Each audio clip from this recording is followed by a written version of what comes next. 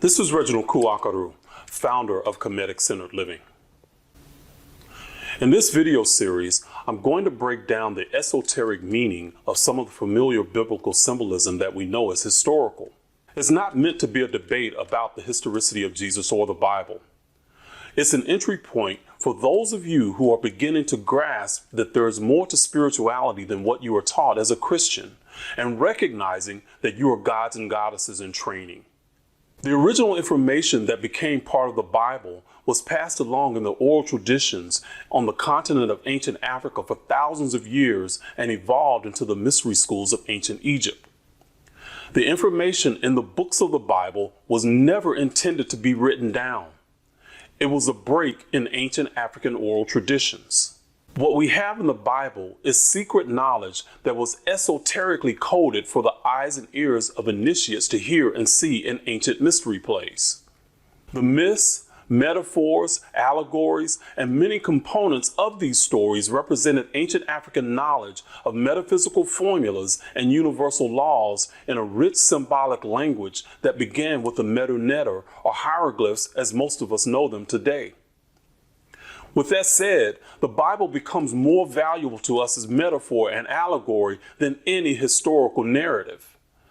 That's part of what you'll see as we go along in this series. This is not in any way meant to be exhaustive. The symbols, allegories, myths, and metaphors in the Bible are a fringe aspect of the original Kemetic knowledge and information. Now, this is not meant to be an insult, but you can think of the Bible as more like Cliff Notes for elementary school.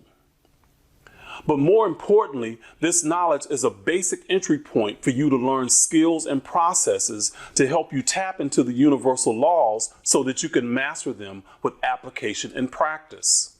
This knowledge is only the tip of the iceberg to deeper knowledge that you can learn and use so that you can live life unapologetically, authentically, and on your terms. Let's get started.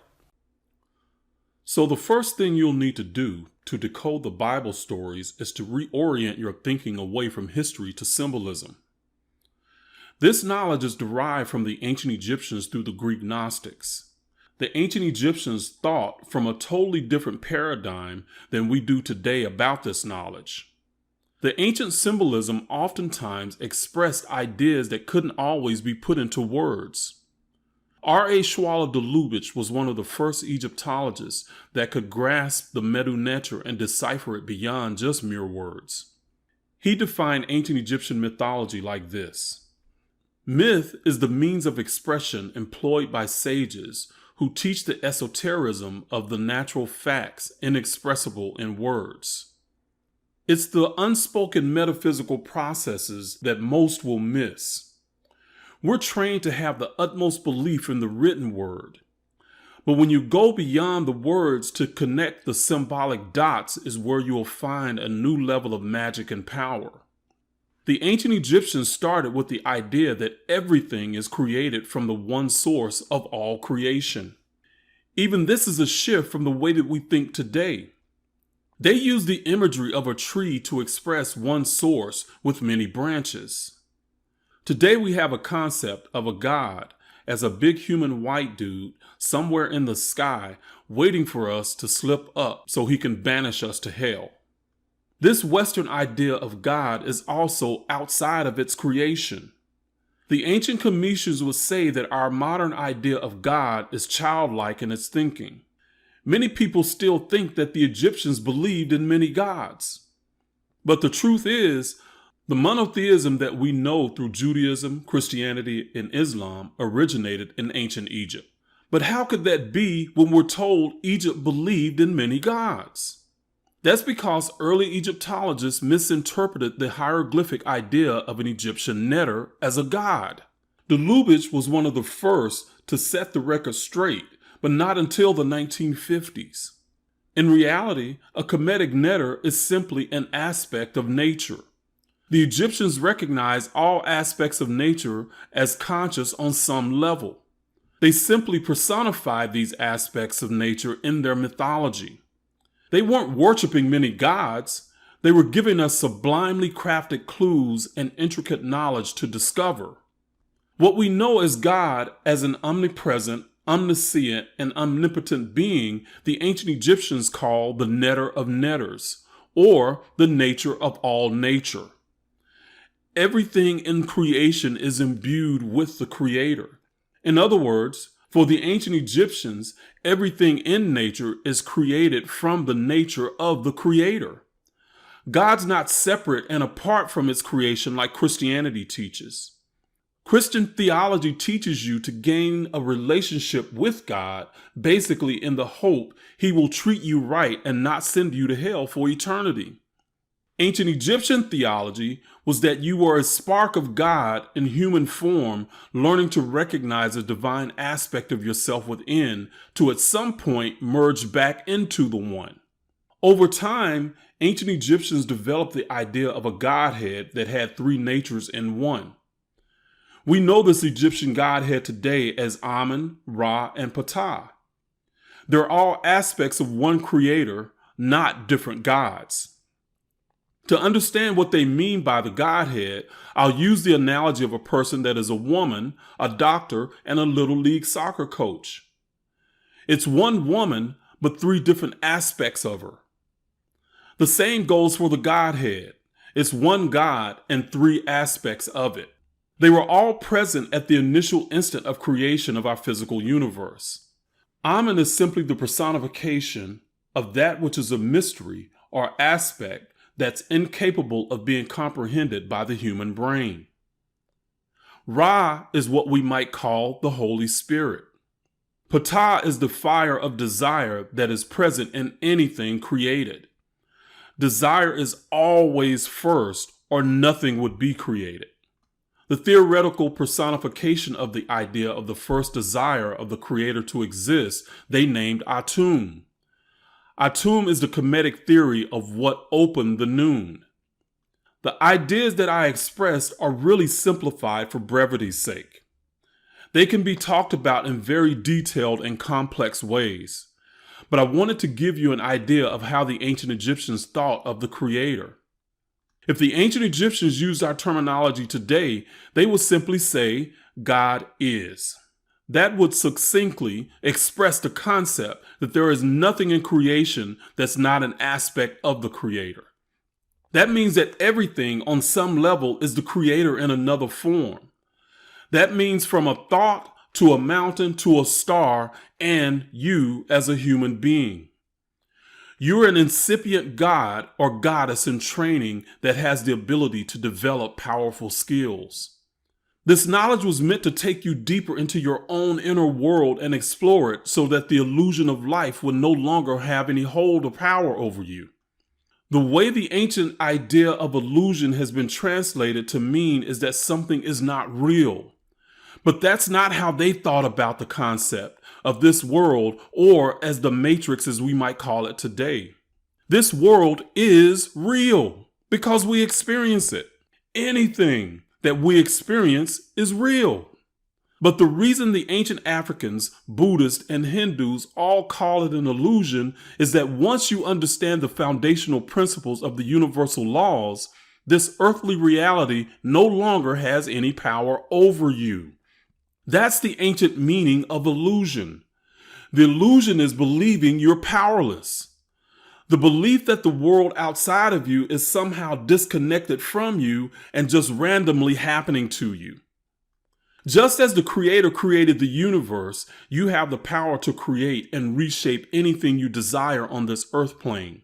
Just as the Creator created from itself and projected the universe outside, you create from within and project it from outside you. Life is your projection, the illusion.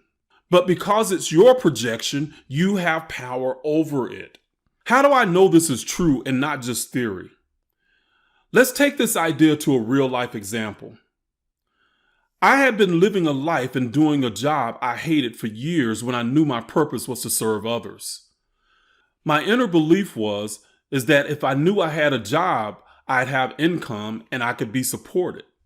I wanted to step out and go on my own and after my own purpose, but I had major doubts about doing my own thing.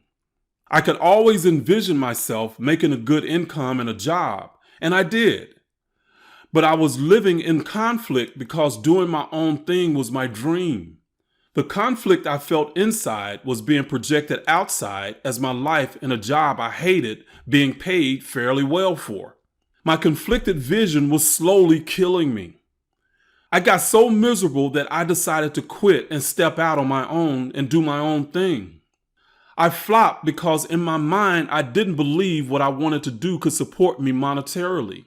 I lost everything I had. I, of course, went back to a job. I knew I could get one easily, and I did.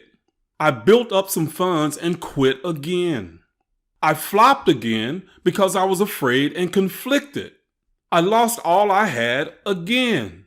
But after that, I got another job because of where my belief was. But then I was faced with that quitting decision a third time. I literally said to myself, I would rather die than go back to a job. That was at the point where I burned the bridge behind me. I had projected outside myself the strong belief in committing to be a servant through my purpose in teaching others. And I have not looked back since. Gaining true knowledge and wisdom through the ancient Kemetic spiritual processes was a key in my life. I lost everything twice as I was working through developing the skills and processes. I could have easily given up. But I knew even when I was down that I was building my Kemetic science skills. The average person believes that when they read a book, they'll somehow gain the skills, or they just don't want to do the work. If you choose either of those options, you'll not live life through your purpose. This is what I know and learned from my experience. If you don't live life from a place of joy and authenticity, you'll fail yourself. That's what living life being miserable means. You're living in conflict with your true purpose. I know because I lived in that space for years. This isn't theory for me. It's my life, my chosen life's work, and my purpose to share this knowledge with you. Is the vision you're creating killing you slowly right now? If you still hold on to ideas that you're a sinner, or that you're unworthy for some reason to have everything you desire, your vision of what is possible for you has been compromised. Your whole game of life is what you're projecting right now, in this moment. Is it a dream or a nightmare? So, why was Egypt portrayed negatively in the Bible? The answer to that question is simple when you understand the esoteric coded language. It was all about symbolism. First, recognize the Gnostics felt the human body was philosophically at odds with the soul. The belief was that being too enamored with the physical life would keep a soul trapped in the cycle of reincarnation. Therefore, enjoying the human physical experience was seen as a detriment to spiritual advancement. Early Christian fathers adopted the flesh and anti-spiritual concept minus the belief in reincarnation. Who would be afraid of hell if they knew that they would come back? But if you think about it, even today, there is a message to most Christians that you should not enjoy indulging in the flesh. But these mindsets, when drilled into you, go beyond being religious. They become a part of who you are. Do you understand the connection here to feelings of being a sinner or unworthy to live and have the things you want in life? Christianity negatively programmed us to think this way. How does this tie to Egypt? Answer: Egypt was the esoteric code word for being in the underworld and a soul living as a human. The spirit is willing, but the flesh is weak. Your belief and or your subconscious belief in that ideology will keep you conflicted and projecting misery outside yourself, just like it did for me. Egypt as the realm of the human underworld was the enemy of spiritual advancement according to Christianity. That's why it was seen as the bad guy. But the truth is, the only way to spiritual experience on this plane is through the human experience. The only way to truly go through the trials and tribulations of your life is through your humanity, loving who you're becoming every day. Don't try to be perfect. Let your life become feedback as to how and what you are to do to live your purpose. That's Kemetic-centered living. When you truly grasp this knowledge, you'll know that it will help you unlearn the old negative programming.